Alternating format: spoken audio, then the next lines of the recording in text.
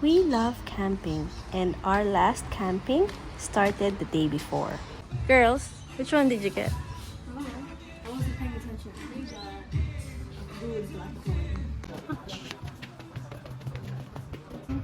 Very excited, but they said that they have to build a medium one tomorrow, or they can build it tonight, and then we can pick it up tomorrow morning before we go. It looks nice. Yeah. It's really good.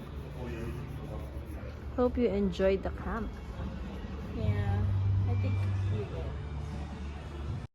There was a big selection of bikes, but because the kids had already chosen, it's time to pay. Thanks, Daddy. And of course, we also had to buy a bike rack.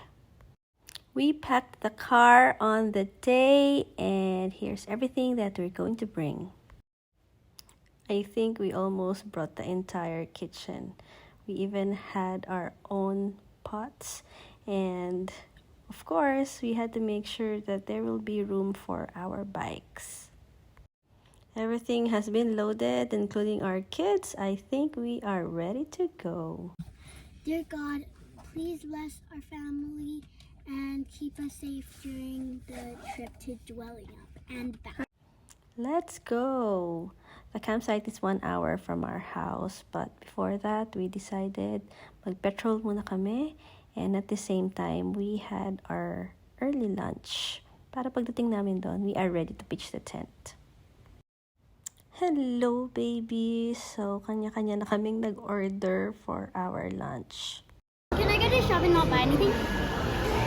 With Lucas, you go. Come on, I'll take a video. Ano daw? I'll take a video. Gusto lang nilang magpasyal-pasyal, just have a look around while they're waiting for their lunch. Kasi, sabi ko, don't get anything anymore because we are going to have lunch first. Oh, let's go back na. We could get these, and then we chose like a bunch of things. You guys would get M&M's, I would get Skittles, and I chose honey soy chicken chips. I chose honey soy chicken chips, and he chose Pringles. Oh, come on. Let's go. I thought that was real.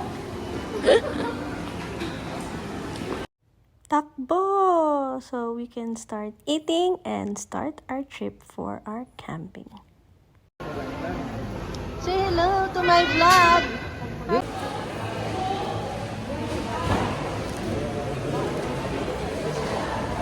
First stop! And guys, Priya is still eating? Mom, look, we're playing Oh, is that new? No, you keep yours. I have five. Okay. No. Now it's time to ligpit so we can continue our journey. Stay tuned for part 2.